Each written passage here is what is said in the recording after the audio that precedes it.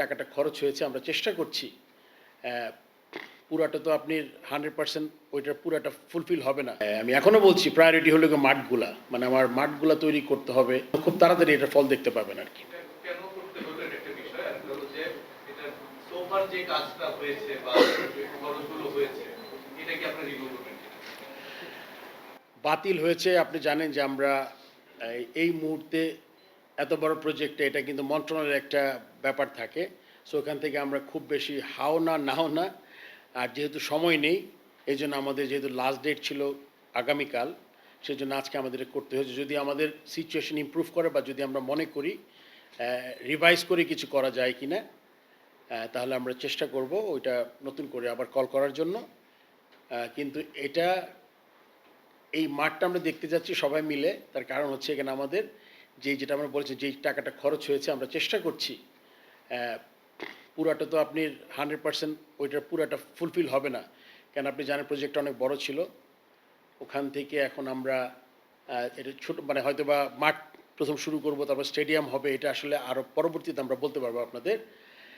যতটুকু টাকা খরচ হয়েছে ওখান থেকে যদি কিছু আমরা রিকভারি করতে পারি, লেটসে খেলার দুটা মাঠ যদি করতে পারি ওই মূল নকশাটা ঠিক রেখে, তারপর হয়তো বা যদি সুযোগ সুবিধা হয় তখন আমরা হয়তো বা ওইটার উপরে বিল করতে পারি। সো দ্যাট আমরা কনসালটেন্সি ফার্মকে যেই পয়সাটা আমরা যেটাই হয় আমাকে বলেছি কিছু টাকা যে ছিল ওইটার থেকে কিছু টাকা তাদের দেওয়া হয়েছে, ওখান থেকে আমরা যাতে কিছুটা আমরা কিছু রিটার্ন হয় আর কি।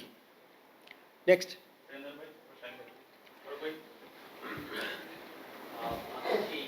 স্টেডিয়ামের মধ্যেও কিছু মাটি ভরাট করে খেলার উপযোগী করার একটা পরিকল্পনা ছিল, কাজ চলছিল, সেটা স্টপ হয়ে গেছে বর্তমান প্রেক্ষাপটে। সেটা চালু হবে কিনা এবং 2031 সালে বাংলাদেশে ওয়ার্ল্ড কাপ রয়েছে, ওইটা কেন্দ্রিক আপনার আইসিসির উপরে কাজ কমিটমেন্ট স্টেডিয়াম ডেভেলপ করা, সেই জায়গা থেকে আপনারা এখনই যদি উদ্যোগ না নেন সেটাকে আপনি 30 সালে এক্সিকিউট করতে পারবেন কিনা? ফতুল্লার আপনি জানেন যে অনেক কাজের মধ্যে মাটি ভরা শুরু হয়েছিল। মাটি ভরাটের সাথে আমি যেহেতু আমি নারায়ণগঞ্জের থাকি, আমার ওইখানে কাজ হয়, আমি চেষ্টা করেছি যারা করছিল কাজটা তাদের সাথে যোগাযোগ করার জন্য। এখন পুরা ওই মাটি তোলার কাজটাই বন্ধ আছে। সো এটা চালু হলেই তাদের সাথে কথা বলে আবার শুরু করে দিব, কেননা আমি এখনও বলছি প্রায়োরিটি হলো মাঠগুলা, মানে আমার মাঠগুলা তৈরি করতে হবে।